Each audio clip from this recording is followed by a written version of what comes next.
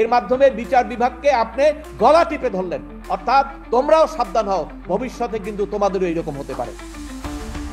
সাবেক প্রধান বিচারপতির রিমান্ডের মাধ্যমে বিচার বিভাগের গলা টিপে ধরা হয়েছে।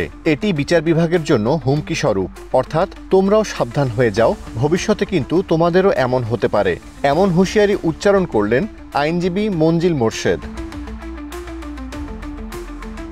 বিচারপতির রায় যদি পছন্দ না হয় তাহলে তাকে হাতকড়া পরিয়ে প্রধান বিচারপতিকে আপনি জেলে দেবেন, এটা আইনে কোথাও বলে নাই, কিন্তু আমাদের দেশে এটা ঘটেছে।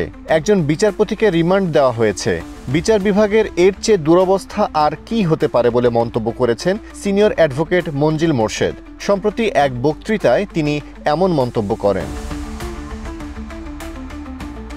শত শত আইনজীবী এখন আদালতে যেতে পারেন না বলে মন্তব্য করেছেন আইনজীবী মঞ্জিল মোরশেদ। তিনি বলেন, আইনজীবীরা পালিয়ে বেড়াচ্ছে। আমি একজন আইনজীবী, আমি যদি কোর্টে না থাকি তাহলে কিভাবে আমার মক্কেলকে প্রোটেকশন দিব? এটা মানবাধিকার লঙ্ঘন। এছাড়া আইনজীবী মঞ্জিল মোরশেদ তার বক্তব্যে গণমাধ্যমের স্বাধীনতা নিয়েও কথা বলেছেন।